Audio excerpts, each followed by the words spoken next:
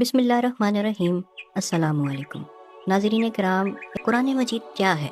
ये अल्लाह का कलाम है, या यूँ समझ लो कि ये अल्लाह की बातें हैं जो उसने अपने प्यारे नबी मोहम्मद मुस्तफ़ा सल्लल्लाहु अलैहि वसल्लम पर हज़रत जिब्राईल अलैहिस्सलाम के ज़रिए से भेजी, ताकि हमको मालूम हो जाए कि अल्लाह ताला कौन है।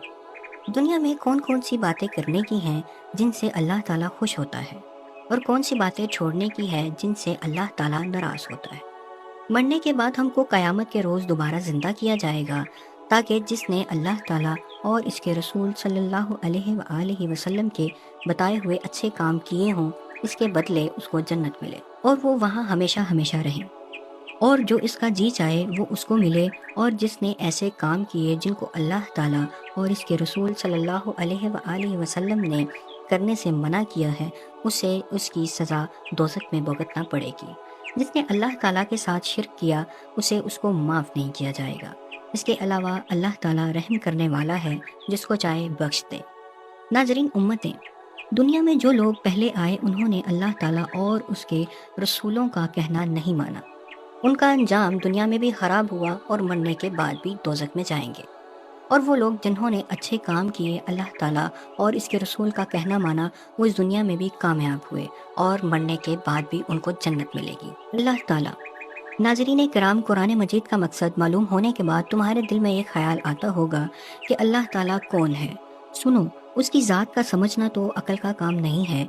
अल्लाह ताला ने अपने मुतल्लिक़ कुरान में फरमाया है कि अल्लाह ताला एक है और वही इबादत के काबिल है। उसकी ज़ात में और उसके कामों में कोई शरीक नहीं। ना उसकी कोई औलाद है, ना वो किसी की कोई औलाद। वो आसमानों और ज़मीनों का नूर है। वो हमेशा से है और हमेशा रहेगा। उसको ना नींद आती है ना ऊँग। आसमानों और ज़मीनों में जो कुछ है सब उसी ने पैदा किया है। बगैर उसकी मर्ज़ी के कोई इसके सामने किसी की सिफारिश भी नहीं कर सकता है। और जो कुछ होने वाला है और जो कुछ हो चुका है, सब उसको मालूम है। आसमानों और ज़मीन में कोई चीज़ ऐसी नहीं जो उसके इल्म में ना हो। वो इसका इंतज़ाम करने से थकता नहीं। आसमानों और ज़मीन में जो कुछ है, उसकी तारीफ़ और पाकी बयान करती है। वही पैदा करता है, वही मौत देता है, वही मौत के बाद क़यामत के दिन फिर जिंदा करेगा। अल्लाह ताला सब कुछ कर सकता है। उसकी मर्ज़ी के बगैर कोई कुछ नहीं कर सकता। जहाँ कहीं हम होते हैं वो हमारे साथ होता है। वो हमारे दिलों की बात भी जानता है। वही सबको रिस्क देता है, जिसको चाहे थोड़ा, जिसे चाहे बेहिसाब। इसके इख्तियार में है, जिसे चाहे सल्तनत दे, जिसकी चाहे सल्तनत छीन ले, जिसे चाहे इज़्ज़त दे, जिसे चाहे ज़िल्लत।